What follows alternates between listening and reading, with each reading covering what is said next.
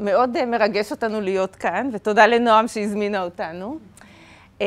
מי שיושב כאן בקהל ואומר, מה מעניין אותי מה שקרה לפני 80 שנה?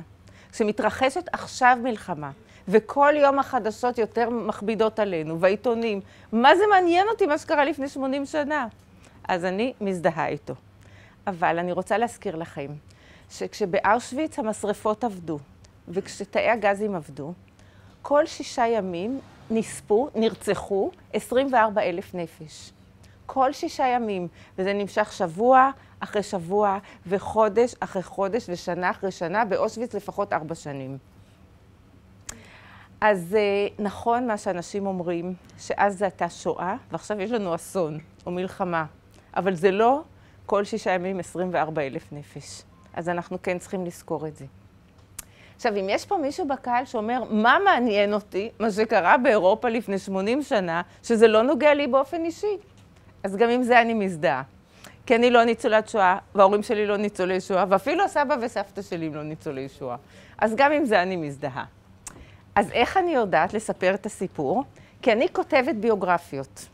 ובמהלך כתיבת ביוגרפיות ראיינתי די הרבה ניצולי שואה, והם סיפרו לי את הסיפורים שלהם. עכשיו, ניצולי השואה תמיד אומרים את אותו דבר. אני ניצלתי, לא בגלל שהיה לי שכל, לא בגלל שהייתה לי תושייה, לא בגלל שידעתי דברים שאנשים אחרים לא ידעים. אני ניצלתי בזכות זה שהיה לי מזל. ואנשים דתיים יאמרו, אני ניצלתי כי הייתה השגחה אלוקית, הייתה השגחה פרטית, ולכן ניצלתי. עכשיו, יום אחד מתקשרת אליי איזו אישה, והיא מספרת סיפור ארוך וקצת מייגע, אבל כותבי ביוגרפיות צריכים סבלנות, כמו מתכנתים, כמו אנשים שעובדים בטיבה, צריכים סבלנות, מחכים שהיא תספר את הסיפור, והיא אומרת, לא מזל אחד, אלא מזל ועוד מזל, כמו שרשרת פנינים כזאת, הרבה מזלים כאלה, ובזכותם אני ניצלתי. והיא מספרת ככה, אבא שלה, קראו לו בנו וייסברג, היה יהודי דתי, שנולד בגרמניה, והלך ללמוד רפואת שיניים בגרמניה. וכשהוא מסיים את הלימודים, מתברר לו שלא תהיה לו פרנסה. למה? כי ב-1935 חוקקו את חוקי נירנברג, שבעצם מוציאים את היהודים מהחוק. אסור לקנות מיהודים, אסור להעסיק יהודים, אסור ללכת לרופא שיניים יהודי, והוא מבין שאין לו מה לפתוח מרפאת שיניים, כי לא יבואו אנשים. אז הוא מזמין את הארוסה שלו, ששמה אלס, והם עמדו להתחתן. והוא אומר לה, תראי, אני אעבור להולנד, אני אקים שם מרפאת שיניים, ואת תבואי, ואז נתחתן. והיא מתבאסת ממנו, כי כל פעם יש לו תירוץ טוב, למה לא להתחתן? פעם אמא שלו חולה, ופעם חוקי נירנברג. תירוצים תמיד היו לו, אבל מה היא תגיד? והוא נוסע להולנד, והולנד זה עולם אחר. אתם יודעים שיהודי ספרד ופורטוגל שגורשו בגירוש ספרד, הגיעו להולנד. הקימו שם את אחד מבתי הכנסת הכי יפים באמסטרדם. ההולנדים היו נחמדים, ויהודים חיו שם מאות שנים, לפחות איזה 400 שנה. ואין חוקי נירנברג, ואין נאצים ברחובות, זה עולם אחר. אבל היא נמצאת בגרמניה, וזמן קצר אחרי שהוא נוסע, מתרחש ליל הבדולח. אנחנו עוד לפני המלחמה, אנחנו שנה לפני שמתחילה מלחמת העולם השנייה. אתם רואים בליל הבדולח, זה בכלל נובמבר 38, זה עשה אספסוף גרמני ואוסטרי, כאן אתם רואים את בית הכנסת בהנובר, איך הוא נראה לפני ליל הבדולח? מיכל, את רואה שמה? וכאן אחרי.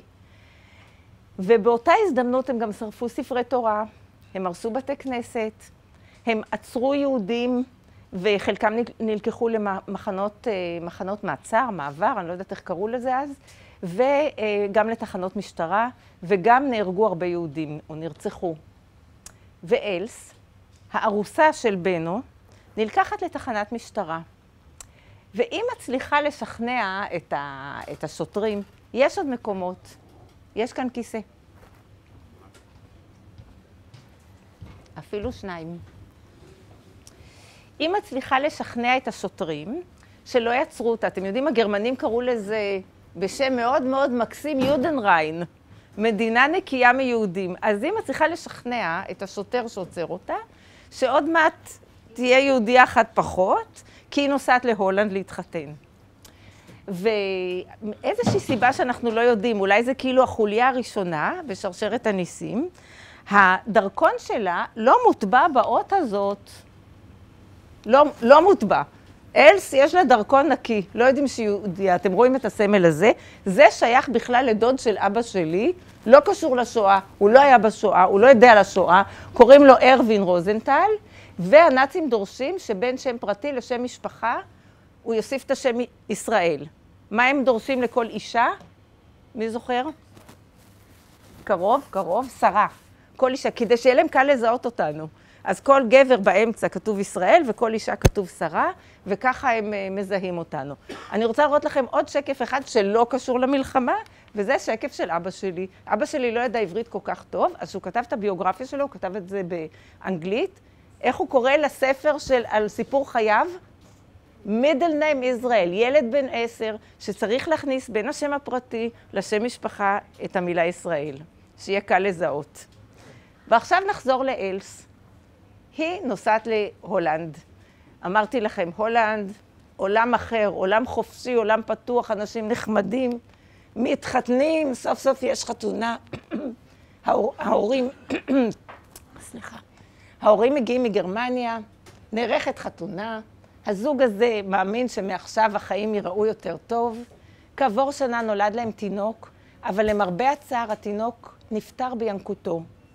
אבל הם זוג צעיר, והם דתיים, והם מאמינים שיהיו להם עוד ילדים, והם מתגברים על האסון, והמרפאת שיניים משגשגת בהולנד, והחיים נראים בכל זאת שהדברים יסתדרו. ואז פורצת מלחמת העולם השנייה. קל לזכור את התאריך, כי זה 1 בספטמבר, שאנחנו מתחילים כיתה א', 1 בספטמבר 1939, פורצת מלחמת העולם השנייה. בהתחלה היטלר מפנה את הצבא שלו מזרחה. הם כובשים את פולין. מי זוכר כמה זמן הפולנים הצליחו להגן על ורשה לפני שהגרמנים כבשו? נכון, שבועיים וקצת הם הצליחו. אבל אחרי חצי שנה, הוא מסובב את הצבא, או חלק מהצבא, מערבה.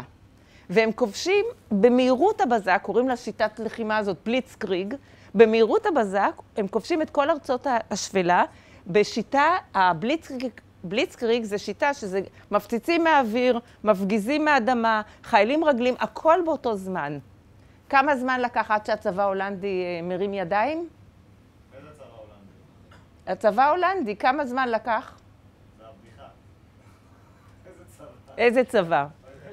אני לא ידעתי את זה, אבל קראתי את זה באינטרנט. 4 ימים. 4 ימים, והצבא ההולנדי ניגף בפני הצבא המודרני והמתוחכם של גרמניה הנאצית, ומאותו רגע מתחיל עולם חדש להיות בהולנד.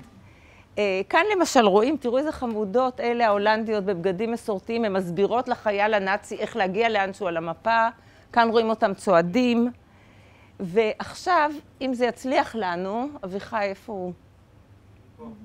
איפה אתה? הנה אתה. אם יצליח לנו ויראו את הסרט, זה סרט אמיתי שצילמו הצבא הגרמני הנאצי את כניסת החיילים הנאצים לאמסטרדם. ואני רוצה שתשימו לב לקבלת הפנים של ההולנדים. הצליח.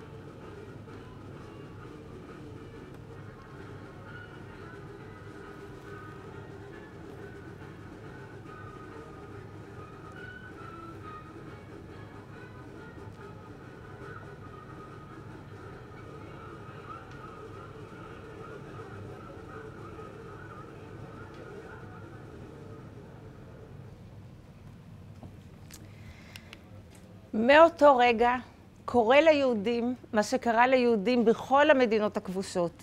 בעצם הנאצים, עם הוראות מברלין, מהיטלר בברלין, מתחילים להטיל יותר ויותר גזרות על היהודים. כאן למשל כתוב בהולנדית, הכניסה ליהודים אסורה. ילדים יהודים מסולקים מבית ספר. בכל מקום מוקם מועצת של יהודים, יודנראט, שהיא מספקת לשלטונות את הרשימות עם האנשים, איפה גרה כל משפחה, כמה ילדים, חשבונות בנקים שלהם, את כל הדברים שהשלטונות רוצים לדעת. חייבים ללכת עם טלאי צהוב.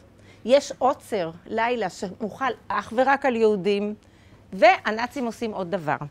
הם מקימים מחנה בצפון המדינה, כאן, מחנה וסטרבורג, שהם קוראים לו מחנה מעבר. מחנה מעבר זה המחנה שמה שהם מסבירים, אני רוצה להגיד לכם משהו, הנאצים היו מומחים בהטעיית הקורבנות שלהם. מה שהם יגידו עכשיו ליהודי הולנד, הם אומרים בעוד 4 שנים ליהודי הונגריה. וגם אז זה נשמע הגיוני. גם אז זה נשמע הגיוני שהם רוצים להעביר את כל היהודים למחנה מעבר, כי הצעירים נמצאים בצבא, הצעירים הגרמנים, כי הם צריכים לכבוש את העולם, זו התוכנית של היטלר, הם עסוקים בכיבוש העולם, אז הם צריכים אנשים שיעבדו במפעלים ויעבדו בחקלאות כדי להניע את הכלכלה של גרמניה. זה נשמע יותר הגיוני מאשר מה שהם באמת עשו. את הקווים הצהובים האלה ציירו לי ביד ושם. כי מה שבאמת עשו זה מהמחנה מעבר יצאו רכבות למחנה השמדה. אתם רואים לברגן בלזן שפה אנה פרנק נספתה, לאושוויץ, לסוביבור, לכל המחנות השמדה האלה, שזה הלב והשכל לא יכולים לתפוס דבר כזה. לא יכולים לתפוס שלוקחים אנשים להשמדה. בשביל מה? קחו אותם לעבודה, זה לא יותר הגיוני. עכשיו, הזוג שלנו מאמין שאותו לא ייקחו לווסטרבורג. למה? כי היא שוב בהיריון. ואנשים אומרים, אל תדאגו, הנאצים לא צריכים אישה בהיריון במפעלים שלהם, הם לא צריכים אישה שתעבוד בחקלאות, אתכם לא ייקחו. אבל יום אחד יש דפיקה בדלת, ועומדים שם אנשי גסטאפו, ואנשי משטרה הולנדים, ויש להם את השם שלהם, והם מצווים עליהם לבוא איתם לתחנת הרכבת. ההליכה לווסטרבורג הייתה מאוד אלגנטית, שימו לב, די אלגנטית.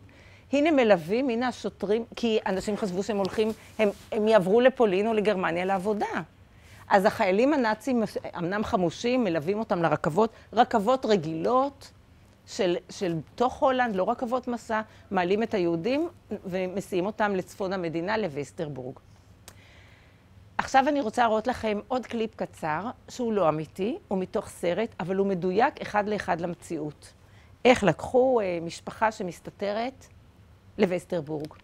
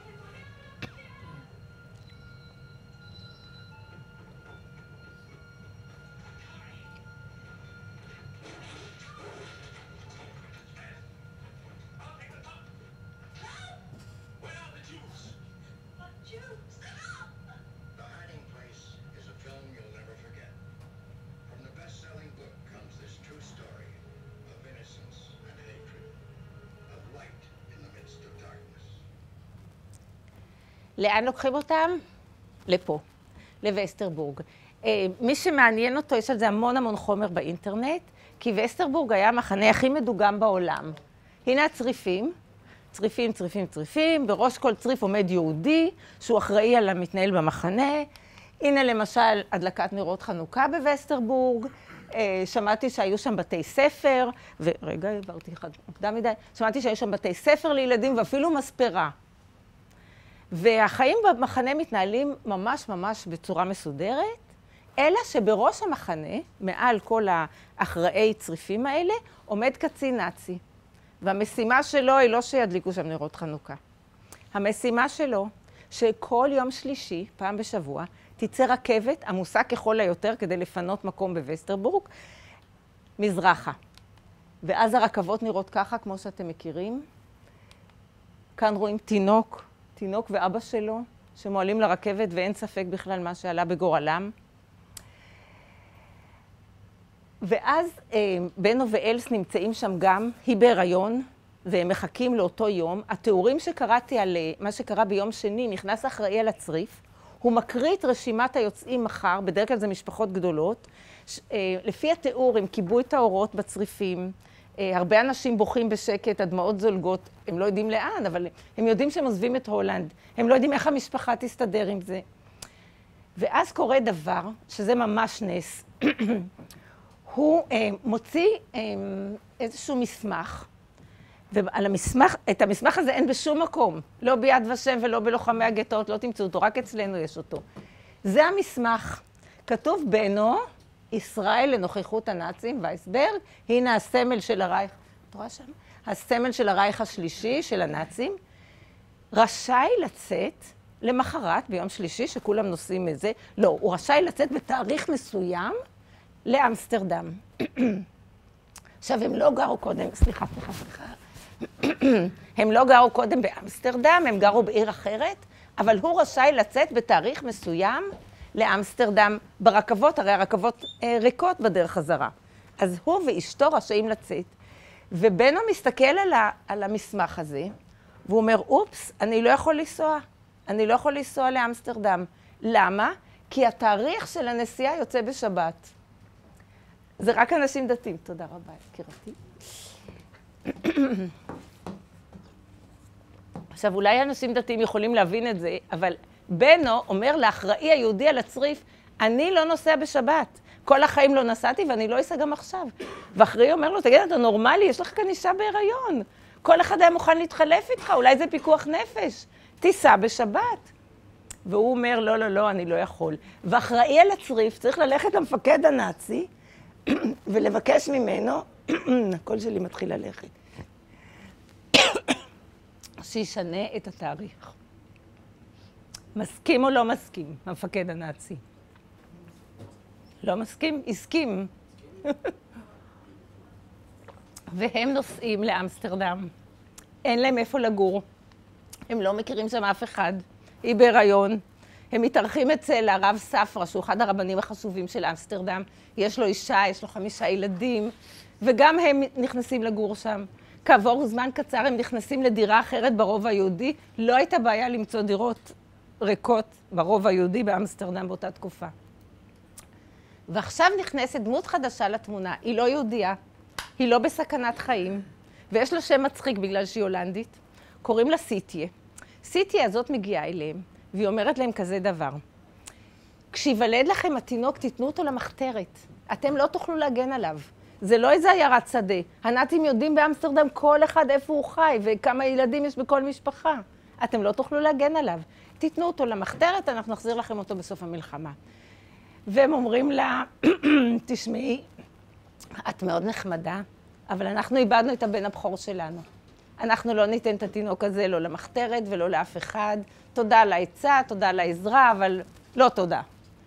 והיא הולכת לדרכה. היא ממשיכה לבוא מדי פעם, אבל הם לא רוצים לשמוע. בהתקרב מועד הלידה, מגיעה אליהם נערה הולנדית על אופניים. אתם יודעים, בהולנד זה מדינה שטוחה, הרבה אנשים רוכבים על אופניים. מגיעה אליהם נערה הולנדית, היא שליחה של המחתרת ההולנדית, והיא אומרת להם, אל תלכו ללדת בבית החולים היהודי. ובאמת, מגיע רופא, מיילד, לבית, נולדת שם תינוקת, ובזמן הלידה, בית החולים היהודי מוקף, והייתה אקציה מאוד מאוד אכזרית. וכל מי שהיה שם, זה יולדות ותינוקות וחולים ואחיות ורופאים נלקחו לווסטרבורג, ומעטים חזרו. והם עדיין, עוד נס, עוד מזל, הם עדיין בחיים. סיטיה ממשיכה להגיע. והיא אומרת, תיתנו את התינוקת, אתם לא תוכלו להגן עליה.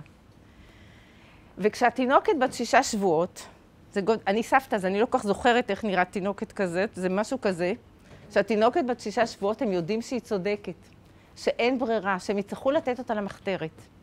יום ראשון בבוקר, הם קבעו להם לפגוש נציגה של המחתרת בפארק. למה יום ראשון? כי ההולנדים בכנסייה והנאצים בכנסייה. הם מורידים את הטלאי הצהוב, הם שמים את התינוקת בעגלה, הם יורדים במדרגות, זה מדרגות צרות כאלה באמסטרדם, והם הולכים לפארק. ומולם מגיעה אישה שהם לא יודעים איך קוראים לה, שהם לא יודעים מי היא. סימן היכר, יהיה לה כאן צעיף כחול, והיא תיקח מהם את התינוקת. והם הולכים ככה בפארק, אל שם את שתי הידיים שלה על העגלה, האישה הזאת, הזרה, מצטרפת להליכה שלהם, אלס מורידה יד אחת והיא שמה את היד שלה, ואז אלס מורידה יד שנייה, והאישה הזרה עם שתי ידיים על העגלה, היא הולכת לכיוון אחד והם חוזרים לבית הריק ברובע היהודי. בלי התינוקת. ובאותו רגע, אלס, שהיא עם העדה שלא בוכים ולא מראים רגשות, היא גדלה בגרמניה, פורצת בבכי. היא אומרת, אנחנו איבדנו את הבן הבכור שלנו, אנחנו לא יכולים עכשיו גם אין לנו את התינוקת.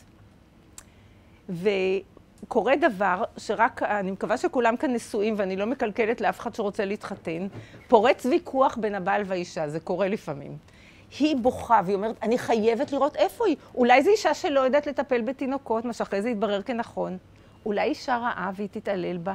אני חייבת לראות איפה היא. והוא אומר לה, תתאפסי על עצמך, תתגברי. אם אנחנו הולכים עכשיו לראות את התינוקת, אנחנו מסכנים את התינוקת שלנו. אנחנו מסכנים את עצמנו ומסכנים את האישה ההולנדית. תתאפסי. והם רבים, וזה קורה בנישואים. הם רבים ביניהם, ואז הם מחליטים ללכת לרב ספרא, שהוא ישפוט ביניהם. הוא יגיד להם, ללכת או לא ללכת.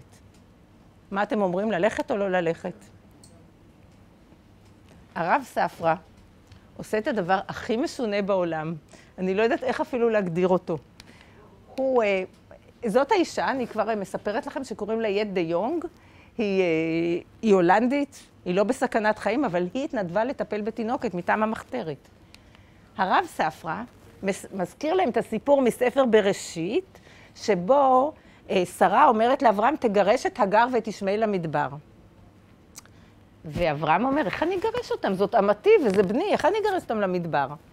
ואז אלוהים אומר לו, זה משפט שבנות צריכות ללמוד בעל פה, כי זה יכול לעזור להם בחיים. כל אשר תאמר אליך שרה, שמע בקולה. והם מקבלים, והם יוצאים מהרב ספרא, הם מקבלים את השם יט דה יונג, הם מקבלים את הכתובת שלה, והם הולכים אליה הביתה. הם כמובן מורידים את הטלאי הצהוב. היא גרה ברובע הלא יהודי, כי היא לא יהודייה. עולים במדרגות אליה הביתה. ואז אלס רואה שהיא באמת לא יודעת לטפל בתינוקות. היא לא יודעת לרחוץ, היא לא יודעת לחתל, היא לא יודעת להכיל. הכל היא מסבירה לה. אלס מסבירה ליט. ואז קורה דבר, או שוב מגיעה נערה הולנדית, שוב על אופניים, ושוב היא אומרת להם, אני נשלחתי מהמחתרת, אין לכם לאן לחזור. באותו זמן שהם אצלה, ברובע הלא יהודי, הרובע היהודי כולו מוקף, והייתה אקציה מאוד אכזרית, ובאותה אקציה נלקחו גם הרב ספרא ואשתו ו5 ילדיו, ואף אחד מהם לא חזר. אז אנחנו מזכירים את זה כאילו נר לזכרם, אף אחד מהם לא חזר מאותה אקציה.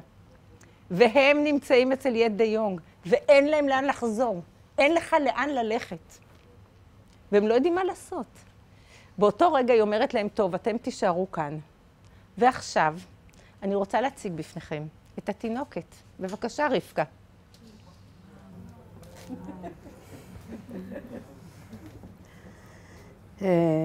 כן, ברגע הנורא והיום הזה, שלהורים שלי לא היה לאן ללכת, והם היו מיואשים ברמות על. ולמה? אני קיבלתי תעודות מזויפות, זאת אומרת, זהות בדויה לגמרי. המחתרת סידרה לי תעודת זהות אחרת, שם אחר, נתונים אחרים. הייתי תינוקת יתומה הולנדיה שההורים שלה נהרגו כשהגרמנים כבשו את הולנד. קיבלתי גם תלושי קיצוב, כי בגלל הרעב שהתחיל, סגרו את המכולות, ורק נפתחו תחנות קיצוב. שאנשים באו לשם וקיבלו את המצרכים הבסיסיים לפי מספר הנפשות בבית והמשקל וכו' וכו'. ככה שהייתי מכוסה מכל הבחינות. הייתה לי כתובת, הייתה לי משפחה, הכל היה מסודר. הוריי פשוט הסירו את הצלב, באו לבקר אותי, אבל לא היה להם שום כיסוי. לא היה שום סיכוי גם לדפוק בדלת ולהגיד, סליחה, אולי אתם מוכנים להסתיר אותי? כי ברגע הזה הם מיד מלשנים אליהם והם מיועדים למחנה ריכוז. ומרוב ייאוש הם הלכו למקום הכי גרוע, הכי לא ערי, אני קוראת לזה, באמסטרדם. זה המבנה של התיאטרון. התיאטרון העירוני הפך עכשיו להיות מקום הכינוס של היהודים, והגרמנים שאספו את כל היהודים מהרחובות ומהדירות, בגלל שכל הכתובות היו רשומות בעירייה, לא הייתה שום בעיה. והם אספו ואספו אותם ושמו מאות אנשים באולם שהיה מיועד להרבה הרבה פחות מזה. תנאים פשוט נוראיים, בקושי היה שירותים, בקושי היה תזונה, משהו. ובצפיפות נוראית, כי הם היו אמורים להישלח צפונה לווסטרבורג, מה שבתמי הסבירה לכם, ותבוא נגלה חדשה של יהודים שמיועדים לגירוש. בצפון, בווסטרבורג, במחנה, הוא גם התרוקן באופן יחסי, באופן חלקי, בגלל שהם נשלחו מזרחה, וככה הסבב הטרגי הזה הלך. קיצור, הוריי הלכו ישר לבניין הזה, הם לא נכנסו לעולם הגדול, ותזכרו שזה הסבב השני שלהם. הרי הם שחררו כבר מווסטרבורג פעם אחת. הם נכנסו שם, חיפשו איזה חדרון קטן, להסתתר בו, קיוו לטוב, אבל אז הם בדיוק שומעים איזשהו חייל גרמני מחפש יהודים, והוא צועק, יודן ראוס, יהודים החוצה. ברגע זה אבא שלי פשוט היה מיואש, והוא אמר לאמא שלי, אני לא יכול, אנחנו בורחים ונתפסים, ובורחים ונתפסים, בוא נלך, נהיה עם כולם, מה שיהיה איתם יהיה איתנו, וזהו. אבל אמא שלי אמרה לו, לא, מה פתאום, למות אפשר תמיד, ממש באלה המילים, למות אפשר תמיד. בוא נשאר פה, נקווה לטוב. ואכן החייל הזה הלך, לא מצא אותם. פה אנשי המחתרת נכנסו לתמונה, ולקחו את ההורים שלי לדירת מחתרת, ובנו לכל אחד מהם זהות בדויה, חדשה, מזויפת. כל אחד מהם קיבל עכשיו, כמו שאני קיבלתי, זהות אחרת. אבא שלי היה מוסתר בתוך מוסתר, כאילו. הוא בכלל היה נחשב גוי, שסרב להסיע יהודים למוות ברכבת. הוא היה נהג רכבת, ובתור שכזה הוא היה צריך להימלט מהשלטונות, בגלל שגם אלה שלא היו יהודים, אבל הם היו נגד השלטונות, הם היו צריכים להימלט מהשלטונות, זאת אומרת, להסתתר. כי בסוף אתה נגד השלטון, ולא היה שם שום שלטון הולנדי, כי הם הרי ברחו לאנגליה. אז אבא שלי היה, הוא נמלט מהשלטונות, בתור מישהו שסרב לעשות את מה שהם ציוו עליו. הוא היה מוסתר בעליית גג, בבית של איזו משפחה שהסתירה אותו, ושם הוא היה במשך שנתיים. לפעמים בלילות עוצר, בחושך, כשלא היה ריח, ואף אחד לא היה בחוץ, כי הכל היה כל כך חשוך וגם עוצר. לקח אותו לפעמים חבר מחתרת אחר, זאת אומרת, אחד מהם, יצא איתו קצת להסתובב, קצת לדבר, קצת איזשהו משהו אנושי שיהיה לו. אבל בגדול הוא היה שנתיים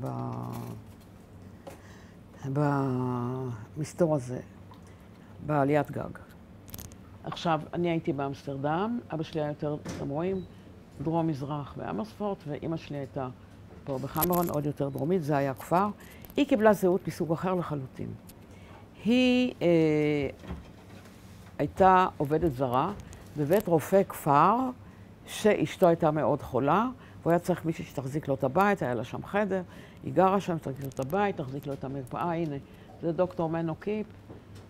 כמו שבתמי אמרה, כשאני מציינת את השמות שלהם, שכבר אין אף אחד שבכלל יש סיכוי שידע או יזכור, אז סוג של נר זיכרון.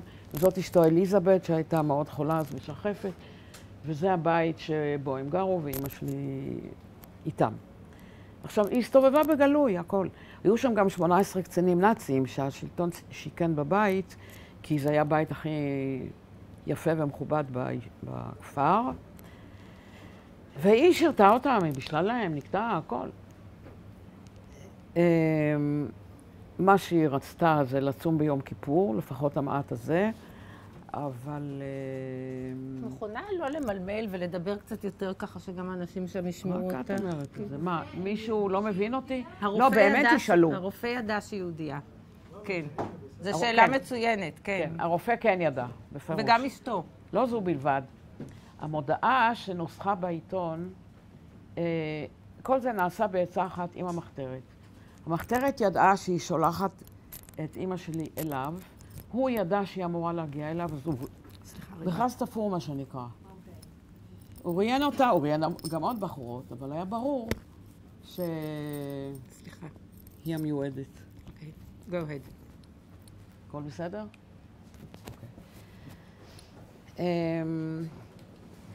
והיא הסתובבה ככה והכל. יום כיפור, אמרתי לכם, רגע, הפסקת אותי באמצע הדיבורי יום כיפור. זהו. היא רצתה לצום, היא לא ידעה איך, והיא שברה את הראש ואז חשבה על רעיון, היא תהיה חולה ביום הזה. כי אם היא תסתובב למטה ולא תאכל כלום, הלך עליה. אז היא הייתה חולה באותו יום, התחלתה והייתה במיטה, הכל עבר בשלום. יום אחד נכנס הגסטאפו, חיילי הגסטאפו נכנסו הביתה, ורצו לראות שהתעודות של כולם תקינות, כי הרופא הסתיר גם חבר'ה שסרבו למשל להתגייס לצבא הגרמני. כי הגרמנים רצו שכל הבחורים הצעירים ההולנדים ילחמו בשבילם בצבא הגרמני, אבל הם לא רצו. אז הם התחמקו מזה עד כמה שאפשר, והיו צריכים גם להימלט מהשלטונות, כי הם היו נגדם, היו אנטי-נאצים. וגם הם קיבלו זהות בדויה, כמו אבא שלי, מה שאמרתי קודם, וגם כאלה מנו קיפ הסתיר. הם עברו על כל התעודות זהות, הכל היה תקין, המחתרת עשתה עבודה מעולה, לא זיהו שהתעודה של אמא שלי מזויפת, רק שהיא נזכרה פתאום שהשאירה סידור על המיטה. וזה, היא הבינה שזה הסוף שלהם, זה יתגלה, של כולם. כי גם המסתירים וגם המוסתרים נשלחו למחנות ריכוז, אם לא יותר גרוע. היא ביקשה רשות לעלות לשירותים, אבל הם לא אפשרו לה, היא פשוט התעלמה מהם, עלתה, דחפה את הסידור מתחת למזרון, חזרה למטה, והכל עבר בשלום. אין דבר כזה שאתה מאמרי פי נאצים והכל עובר בשלום, אבל זה נס קטן, אבל גדול. הם עברו לסדר היום. מה שעניין אותם זה הרופא. כי נמצאו בבית שלו פליירים אנטי-נאצים, וזה הסגיר אותו כאיש מחתרת, והם לקחו אותו איתם לגסטאפו, ועינו אותו והיכו אותו, ומה לא עשו כדי שייתן להם אינפורמציה על מה שקורה. הוא לא הסגיר שום דבר, שום פרט על מה שקורה ועל הפעילות המחתרתית שלו ועל אנשי מחתרת, וגם לא על אמא שלי, כלום, כלום. והם רצו להוציא אותו להורג, ואז התברר שהוא הציל חייל גרמני פצוע, כי במסגרת שבועת הרופא הוא היה חייב לעשות את זה. וזה הבנתי לזכותו. אבל הם אמרו לו, עוד פעם אחת אנחנו תופסים אותך על פעילות מחתרתית, הלך עליך, שום דבר לא יעזור. עכשיו, מה עושה בן אדם נורמלי? חוזר הביתה, מפסיק את כל הפעילות, אומר למחתרת, תשמעו, אני לא מסוגל יותר, תפסו אותי, גם ככה עינו אותי והיכו אותי, תיקחו את המוסתרת שלי ואת האחרים, אני לא עומד בזה. הוא לא עשה שום דבר מזה. שום דבר לא השתנה, הוא המשיך להיות פעיל במחתרת, את אמא שלי כמובן שהוא הסתיר ואת כולם. הוא הצליח לא להתאפס עוד פעם. זה, אני מתחילה איכשהו להסביר לכם, להמחיש לכם, מה זה חסיד אומות עולם, ולמה הוא מקבל אחר כך עוד חסידי אומות עולם? כי הוא חרף את נפשו מנגד. טוב, עכשיו אנחנו חוזרים לאמסטרדם, אני אצל יט, תינוקת בת 0. מה שקורה הוא שיט כתבה לאמא שלי מכתבים בזמן אמת על הגידול שלי, על ההתפתחות שלי, על החיוך הראשון, על השן הראשונה וכל המהלך ההתפתחות שלי. כל כמה זמן היא שלחה לה מכתב. ומאיפה אני יודעת את זה? הספר הזה, נוגה באפלה, בת עמי ואני כתבנו, והוא מבוסס על מכתבים שיט שלחה לאמא שלי בזמן אמת, והכל מתואר שם.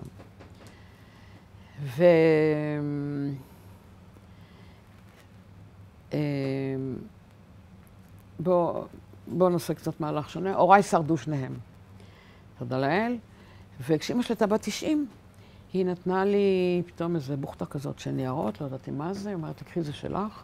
אני פותחת, אני רואה שיש שם מכתבים מיית. לאמא שלי, הייתי בהלם, וזה גם גרם לי לצאת עם הסיפור שלה, כי עד אז לא דיברתי על זה בכלל. כי הבנתי שאם אני לא אעשה עכשיו מעשה, אז היא תיעלם לגמרי, לתהום הנשייה, כמו שאומרים. ולא יכולתי לתת לזה לקרות. אישה ששנתיים הקריבה את חייה בשבילי, כי אי אפשר היה לדעת מתי היא תתאפס איתי או לא. ואז הלך עליה, ולא היו לה ילדים, לא לפניי ולא אחריי, ולא משפחה ולא כלום. וחשבתי שספר זה הדרך הטובה להנציח אותה. איך שלא יהיה, כשהייתי בערך בת חצי שנה, באו נאצים לקחת אותי למחנה, גם אותה, והם אמרו, תביא את התינוקת היהודייה הזאת, מספיק, וגם את בואי, את המסתירה שלה, אבל היא הראתה להם את תעודת הזהות שלי, ואמרה להם, מה פתאום? ההורים של התינוקת הזאת נהרגו, היא לא הבת הביולוגית שלי, זה נכון, אבל היא יתומה, ההורים שלה נהרגו כשאתם כבשתם את הולנד, ואני מאמצת אותה, והיא עכשיו גדלה אצלי, ואתם לא תיקחו אותה בגלל שהיא הולנדיה ולא יהודייה. הם הלכו, אבל המחתרת, שאתם כבר רואים שעשתה עבודה מעולה, המחתרת הייתה כל הזמן עם אצבע על הדופק, מה קורה למוסתרים, והם שמעו על זה, והם אמרו לה, תקחי את התינוקת ותסתלקי משם, תיסעי לכפר, תיסעי לאן שלא יהיה, כי מחר אם הוא יבוא עם תגבורת ויקח אותה, מה תעשי? יכול להיות שהוא יתעלם מהתעודה הזאת בכלל, הוא פשוט החליט שהיא יהודיה וזהו. היא נסעה לכפר, איפה שסיטיה והמשפחה שלה הייתה, אלה שני הילדים של סיטיה, כבר היו לה, תראו, ילדים, למרות זה היא כל כך סיכנה את עצמה. וגם בעלה הציל באיזשהו שלב 16 משפחות, כשהוא אמר להם בערב, תעופו מכאן, כי מחר באים לקחת אתכם, תהיה פה אקציה ענקית ויקחו אתכם. ואני התינוקת בעגלה, הילד הזה משמאל, גם הוא ילד יהודי, אבל אני לא יודעת מה עלה בגורלו. שלחנו לאמא שלי גלויה מהנופים הכפריים, ופה חתומים כל אלה שהיו שם. והיא למעשה מקבלת גלויה, יפהפייה, עם כל היקרים לה במקום הכי כיפי בעולם. כמובן שהיא לא מדמיינת מה הנסיבות, אבל זה לא משנה. משנה שזה גם עוזר לה לשרוד, שהילדה שלה בטוב. חוזרים לאמסטרדם, והקטע של המכתבים כבר לא כל כך עובד. כי המלחמה, תראו, אני מה שאני עושה זה, אני מספרת לכם פיקים מתוך הספר. זה היה במשך שנתיים, השבועות עוברים, החודשים עוברים, הזמן עובר, ובינתיים זה סכנה יומיומית, וכל רגע אתה לא יודע מה יקרה ואיך יקרה, ומי יסגיר ומי יחשוב ומי לא, סכנה פשוט איומה. אבל בסוף הזמן עובר, וכשלא קורה כלום, אז לא קורה כלום, תודה לאל. באיזשהו שלב המכתבים הפסיקו כבר, אמא שלי הפסיקה להאמין למכתבים, כי היא אמרה, כזו מלחמה קשה, על יהודים אין מה לדבר, כבר אין דבר כזה בכלל. אז בדיוק הבת שלי כל כך בטוב, שמנמונת, חייכנית, עליזה, כמו שאת מתארת אותי. יש מספיק אוכל, יש מספיק פחם, הכל טוב. למה הייתה השאלה אם יש מספיק פחם?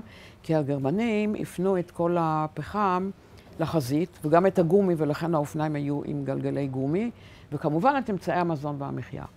ולכן היה רעב וכו' וכו'. והיא אמרה, זה לא יכול להיות. עכשיו, היא אמרה לעצמה עוד דבר. מכתב כזה, כשהוא יוצא, עד שהוא מגיע אולי חודש, הצנזורה עוברת עליו, התשתיות הרוסות, אוטובוסים, רכבות, כל אמצעי התחבורה, זה לא זה. עכשיו היא אומרת לעצמה, כשהיא כתבה את המכתב, אולי הכל היה טוב, אבל מה אני יודעת מה קרה בחודש הזה? אולי כבר לא בחיים, ואולי גם במכתבים אחרים בכלל היא את עובדת עליי. פשוט זה הכניס אותה לדיכאון, ולאיית זה נודע על ידי המחתרת, ואז היא החליטה לעשות עוד מעשה הירואי שבהירואים, לקחת אותי לבקר את אמא שלי. שזה בכלל משהו מוטרף לגמרי. כי ככה, היא לוקחת אותי לאמא שלי הביולוגית, כן? אמא שלי מתעלפת משמחה, אבל היא לא יכולה לגעת בי, כאילו, אני בכלל ילדה זרה. אני אותה לא הכרתי, אז לא היה שום סיכוי שאני ארצה אותה. ובכלל, גם המעטפת החברתית הייתה צריכה טיפול, מה שנקרא. כי מה פתאום באה עכשיו אישה עם ילדה, זה לא משפחה קרובה, אף אחד לא זקוק לטיפול רפואי. אנשים לא מטיילים במלחמה כזאת, שגם היה ירי, גם בכבישים, בדרכים. לא מטיילים סתם לתומם לאיזה כפר פתאום. אז אחרי הרבה שנים, כלומר לא לפני הרבה שנים, אנחנו היינו בהולנד, נתנו להם, הצאצאים שלהם, את אות חסידי אומות העולם, אז הילדים שלהם סיפרו לנו שלקראת ביקור כזה, הוא תואם בצורה מאוד מהודקת לפני כן, וההורים של, כלומר, מנו קיפ ואשתו היו צריכים להסביר לכולם מה זה הביקור הזה ולמה, וככה שאף אחד לא יחשוד. כי חשד פה זה משהו חד משמעי, מה זה כבר יכול להיות. ולא שהייתי איזה בלונדינית אף פעם עם עיניים כחולות ושום דבר. והביקור הזה עבר בשלום.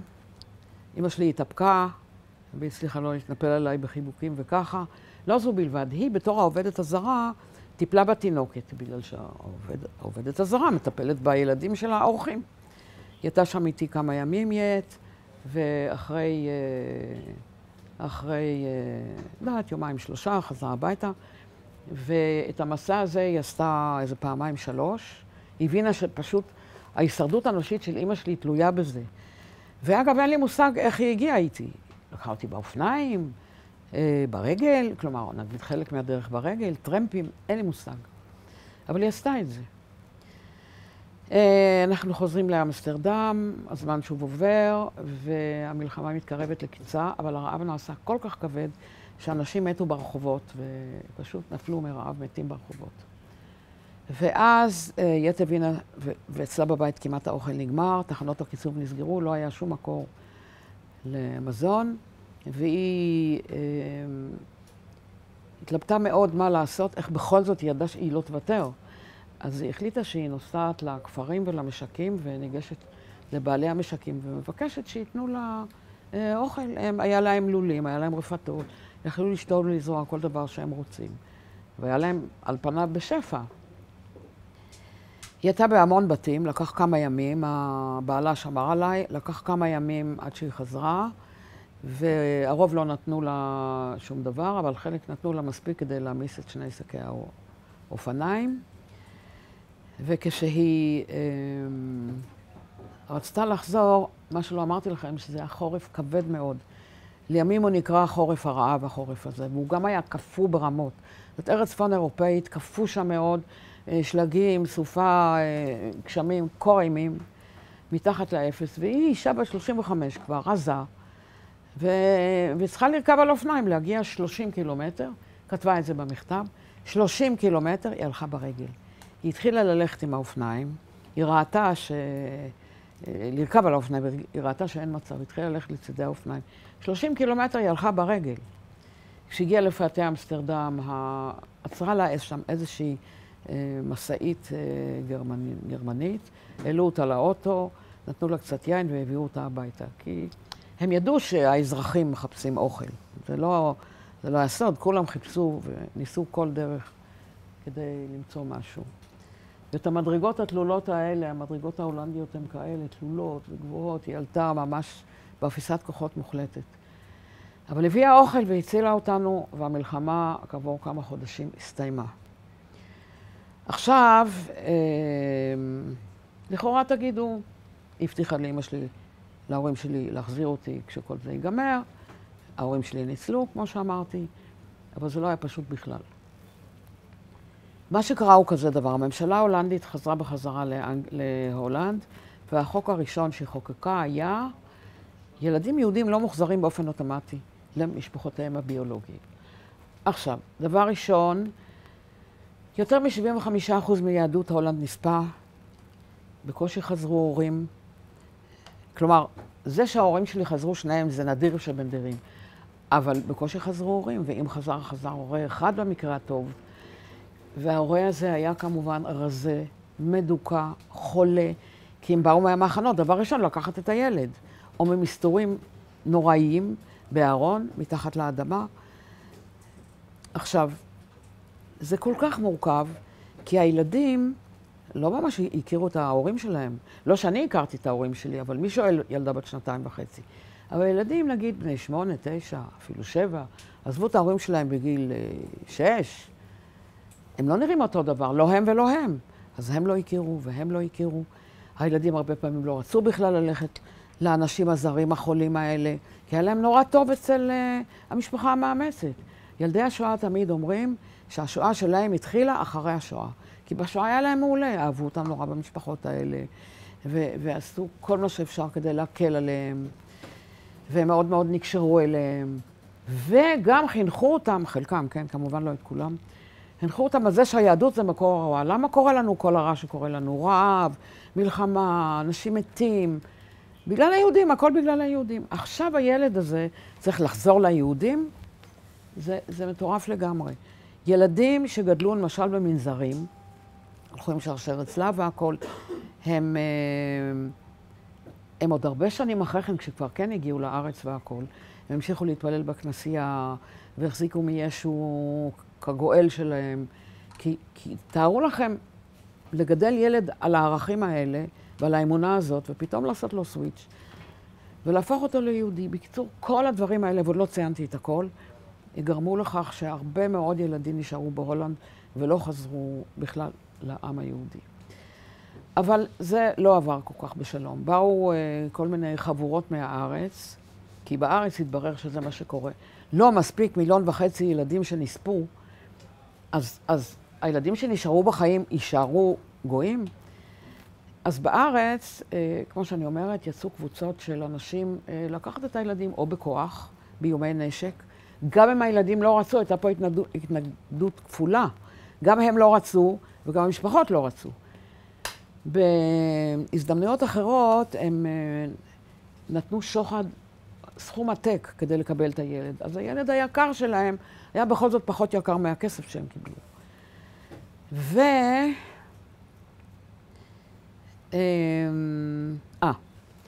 הדבר המאוד חשוב שרציתי לציין הוא שהסבא של הנשיא בוז'י, יצחק הרצוג, היה הרב יצחק הרצוג, הוא היה הרב של יהודי ארץ ישראל, היה דמות מאוד מרשימה וידועה,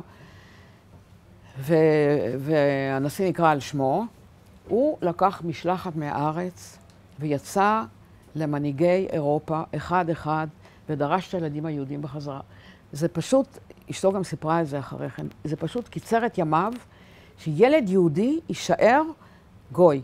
כבר ניצל ויישאר בסוף אצל האיטלקים או אצל ההולנדים או אצל הפולנים, לא משנה מה. והוא ניסה לעשות כל מה שהוא יכול, כדי שבאופן רשמי ידרשו מהאוכלוסייה להחזיר את הילדים המוסתרים. מה שהוא עשה בפולין זה דבר די ידוע, אבל מספיק שאחד פה לא יודע מה, אז אני חייבת לספר את זה. הוא הלך לאימהות המנזר במזרח אירופה, בארצות הקתוליות, שהסתירו לזכותם להיאמר המון ילדים. והוא אמר להם, זה כבר היה אחרי המלחמה, הוא אמר שהילדים שעדיין פה ולא הגיעו לקהילה, אני רוצה לקחת אותם, להחזיר אותם אלינו. אבל הם אמרו, לא, כולם כבר הלכו למרכזים של הקהילה היהודית ולהורים שלהם ופה ושם, אבל הוא ידע שזה לא נכון. ואז הוא צעק בפרוזדורים, שמע ישראל. והילדים היהודים שזכרו את הדבר הקריטי הזה, שכשההורים שלהם נפרדו מהם מצד אחד, הם אמרו להם, תשכחו את השמות שלכם, תשכחו שאתם יודעים, תשכחו את הכל. אבל תזכרו, שמע ישראל, השם אלוקינו, השם אחד. תזכרו שאתם יהודים, כי אסור לכם לשכוח דבר כזה. זה הקונפליקט העצום, חוץ מכל התנאים המחרידים של ילדים כאלה שברחו ליערות או הוסתרו, איפה שלא יהיה, או מה שלא יהיה.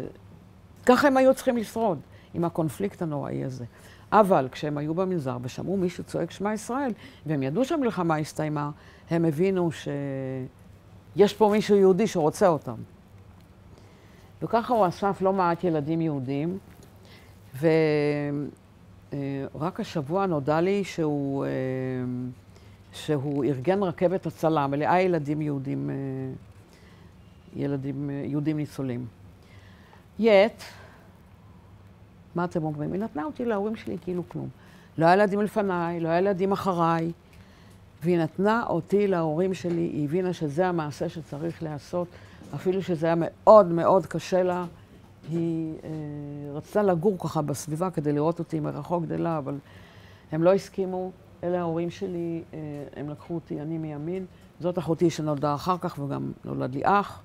אבא שלי גר בעיר אחרת, במקרה העיר שבה הוא הסתתר. מינו אותו שם לראש הקהילה היהודית. הוא שיקם בחזרה את כל חיי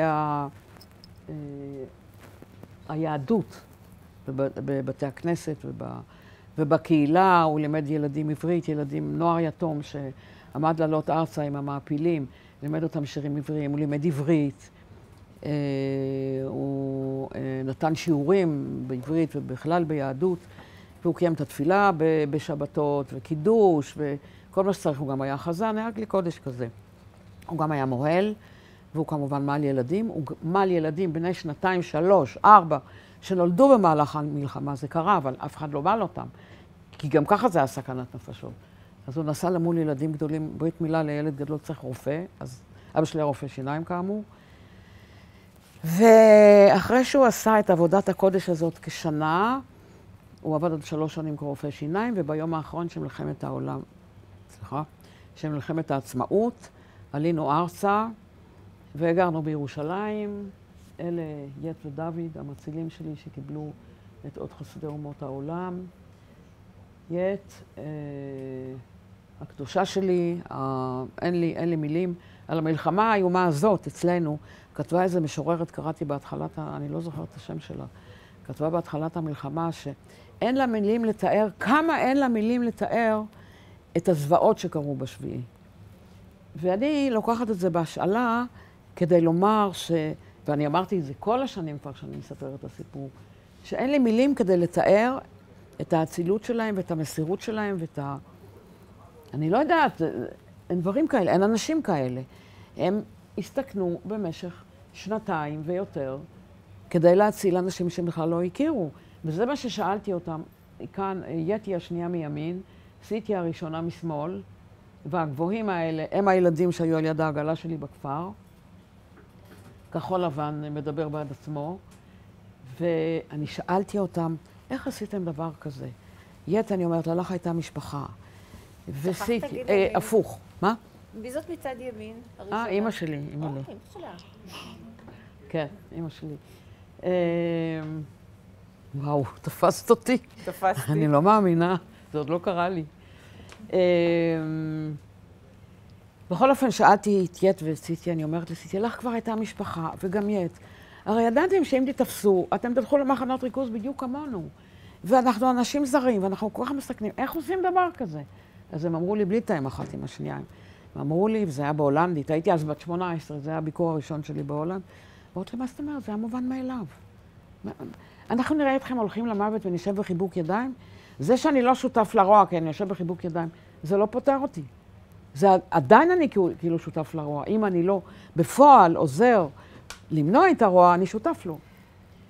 זה יתי שנייה מימין, לידי שם, והיא מחזיקה את ביתי הגדולה, את חמותה של נועם, גלי, והיא באה לקבל בארץ, ביד ושם, את אות חסידי אומות העולם. זה הטקס, זאת המשפחה שלנו. הנה גלי השנייה, לא, איפה היא? היא הגבוהה, כן. היא הגבוהה שם. נתנו גם את אות חסידי אומות העולם לשני המצילים האחרים שלנו, גם לסיטיה ולמסתירים של אמא שלי. המשכתי לבקר אותם, היו קשרים. הביקור הכי חשוב היה של אורית, הנכדה שלי הגדולה, גיסה של נועם. הבאתי אותה לסיטיה. למה? סיטיה ניסתה להציל אותי כשהייתי עובר. אמרתי לה, הייתי חייבת להביא לך שתחבקי את הנכדה של העובר שניסית להציל. והסיכויים לשרוד היו פחות מאפס. פחות מאפס. בהתחלה בכלל גם לא רצו למסור אותי למסתור, אבל גם אחרי שכן. זה היה ביקור מיוחד במינו. כאן זה בכפר של הרופא. זה הבית של הרופא, שאמא שלי הסתתרה בגלוי. גם אני, אגב, לא הייתי מוסתרת. הסתובבו איתי, טיילו איתי בפארקים וכל דבר. וזה חלק מהמשפחה שלנו וחלק מהמשפחה, כאן אותו דבר, של הצאצאים של המסתירים. הם קיבלו אות חסידי אומות העולם בהולנד, טקס מאוד מרשים עם השגרירים, העיתונות וראשי הערים והכל.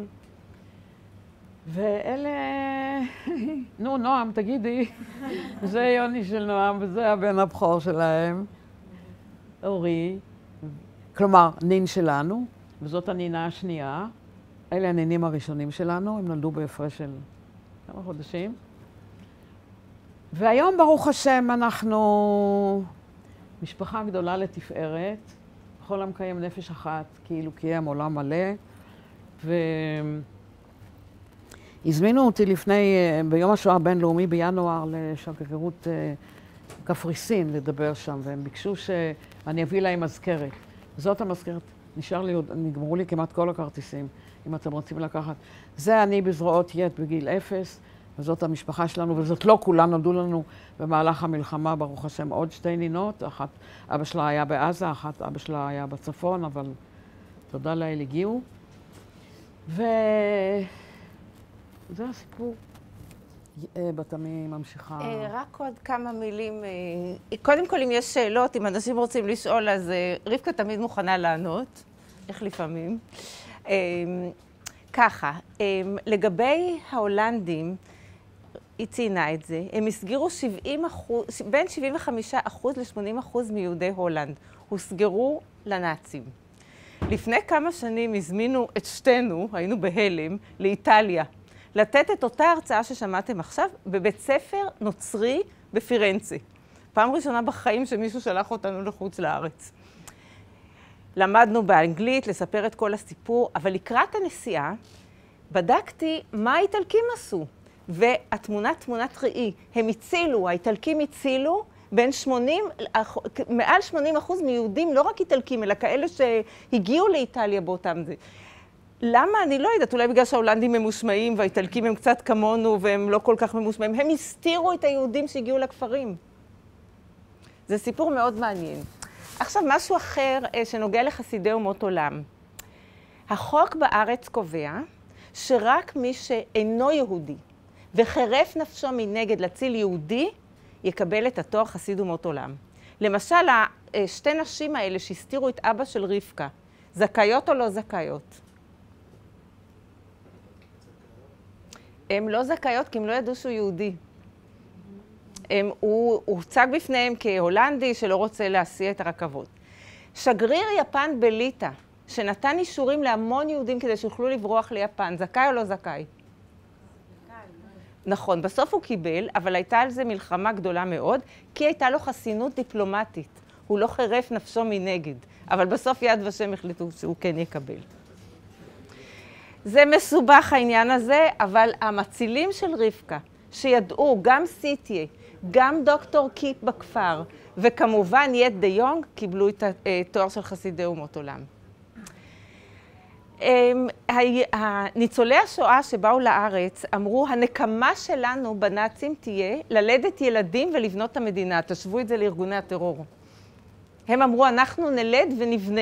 אנחנו נעשה בעד בשעה שארגוני הטרור עושים נגד. אנחנו בעד קדמה והם בעד נחשלות. אנחנו בעד אהבה ולקבל אדם ולראות בכל בן אדם כאישיות, כמו שעשו לנו המצילים שלנו. ולכן המסר שלנו כאן זה באמת הומניזם לעומת אדישות. אהבת אדם, גם אם צבע העור שלו שונה, גם אם הדת שלו שונה, גם אם הנטיות שלו שונות, לקבל כל אדם באשר הוא אדם.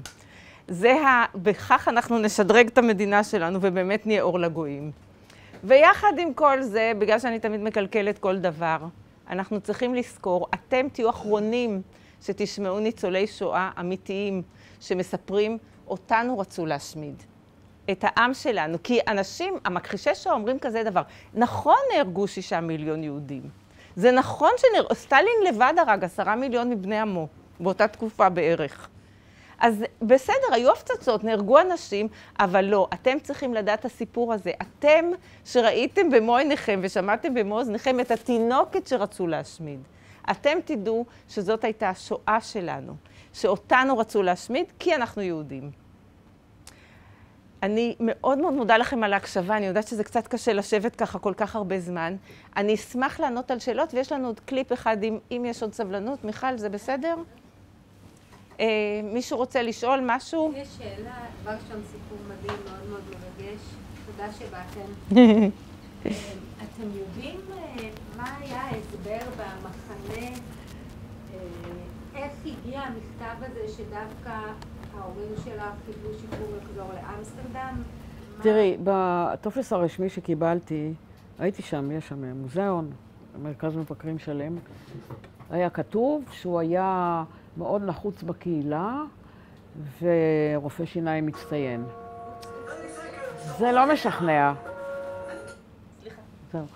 זה לא משכנע. היו אנשים הרבה יותר חשובים והכל. היה שם סוג של פרוטקציה, זאת אומרת, ברור שהם עשו כל דבר כדי להשתחרר ודאגו להם ביודנראט של אמסטרדם והכל. אבל למי לא דאגו? מי לא דאג לעצמו לפרוטקציה? מה שכן דיברתי עם מומחה שחוקר את כל הדבר הזה, והוא אומר שזה קרה המון כי עם כל היקיות שלהם וכל זה, יש להם פתאום חוסר עקביות, פתאום בלגן לא נורמלי. כל מיני דברים בלתי מוסברים שככה אנשים ניצלו, וזה כנראה הגורם האמיתי. נורא משונה. זה אחד הסיפורים היותר משונים. ועוד כשהוא מתעקש לא לנסוע בשבת. ולא שמעתי על אף אחד כזה. שאלתי כל מיני הולנדים שנפגשתי עם, שהבינו עניין, ואף אחד לא שמע דבר כזה. מה? כנראה הבינו שהם חייבים לצאת משם. אבל הם לא היו לבד כן. בחשיבה הזו, בהבנה הזו. אני רוצה להראות עוד קליפ, שהוא כאילו פרומו של סרט שדווקא מציג עכשיו בקולנוע, אני לא ידעתי שהוא יציג שהכנתי אותו. מי שמתעניין בקולנוע, שישים לב שיש רגע אחד, אנתוני הופקינס משחק את התפקיד הראשי, ויש רגע אחד שרואים את האדם האמיתי, גם פה מדובר על הומניזם ועל הצלה. אתם רואים שם? צריכים לראות? רגע. 2 דקות.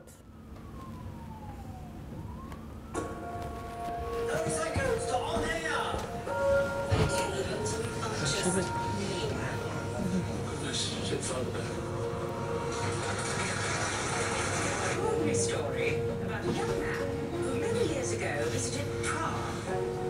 What he found there were thousands of refugees at the mercy of England in an invasion. Do you ever think about the children? What happened to them? Have to hear some stories. That's really was about me. Working to evacuate these children.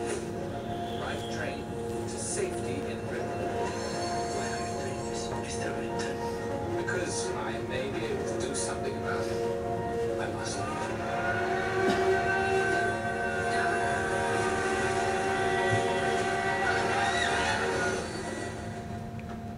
Vicky, you must know we cannot save them all. You have to forgive yourself that. So I have to finish it. We cannot let these people down. Incredible. What you achieved. We're doing as much as we can. We need faith in ordinary people. Because I'm an openness. Save one life, save the world. I'm forgiving, but how many children are we speaking about? Can I ask, is there anyone in the audience tonight who owes their life to Nicholas Roger? So, could you stand up, please?